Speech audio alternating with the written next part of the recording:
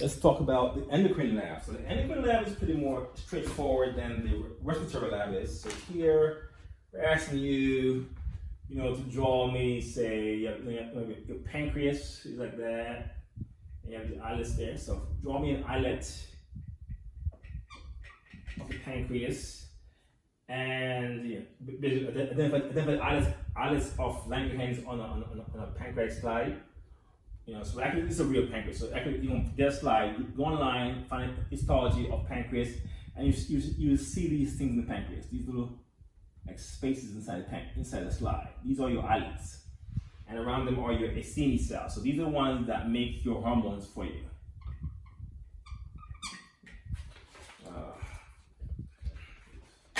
Okay. Then we do a feedback for blood glucose levels. So glucose regulation for this one. And again, stimulus, sensor, integrator, effector. All right, so stimulus, of course, will be a change in your levels of glucose in the blood. So it can be up or down. So it's blood glucose. Sensed by chemoreceptors, of course. Integrator will actually be the pancreas. It's a local integrator.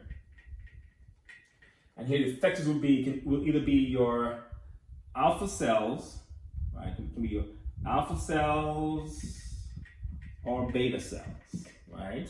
So depending on what the issue is. So the result is the response depending on what the stimulus is. So in this case, if it's increased blood levels, the response would be for you in this case to release insulin.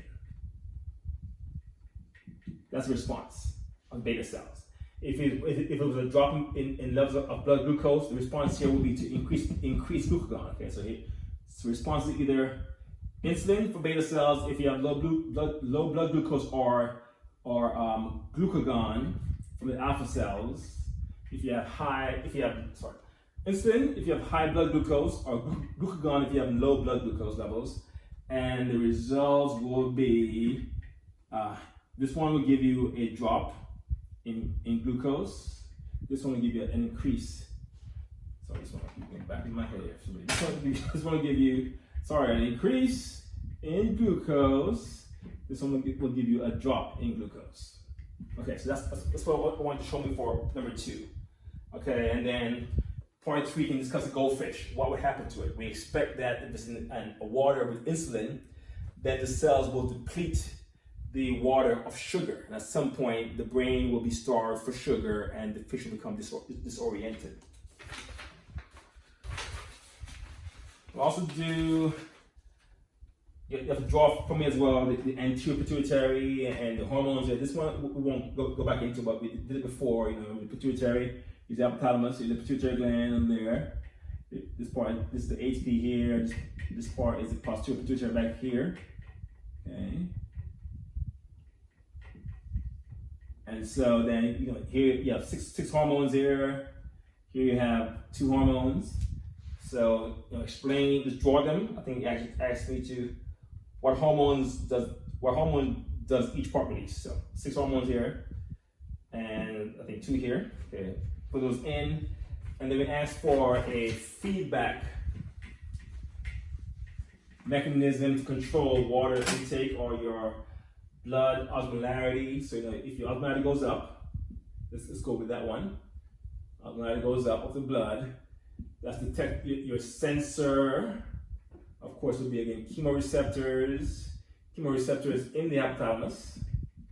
You can pick it out of the blood. Then the integrator is still the hypothalamus. Okay, and the effectors here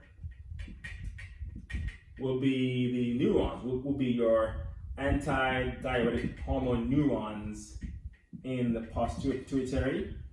And the results or response will be, if you have an increased osmolarity, response here will be you have an increased release of ADH.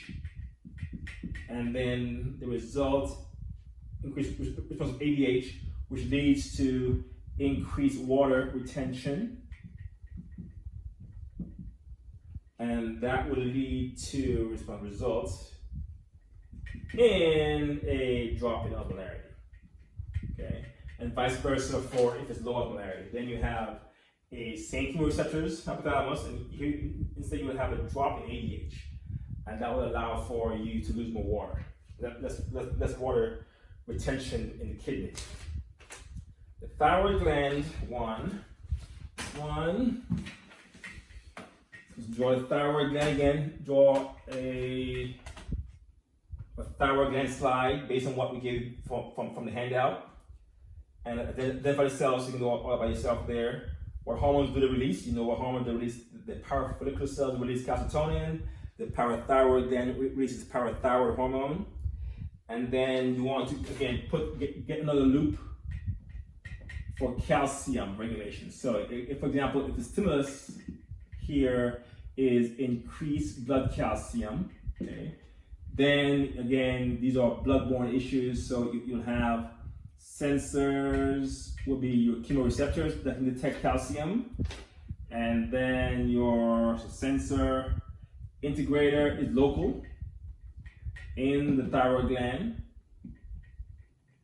and the response, or the effectors here in this case, so the effector for high calcium in the blood will be your parafollicular cells, okay, and their response will be so here these cells will release.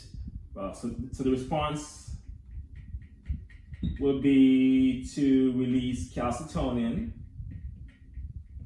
which will lead to calcium removal from the blood into the cells, and so then the net result is drop in calcium, and vice versa. To go the other way around, the effectors will be your parathyroid gland cells, and they will make parathyroid hormone, which will push back calcium into the blood. Okay, so you can get that going.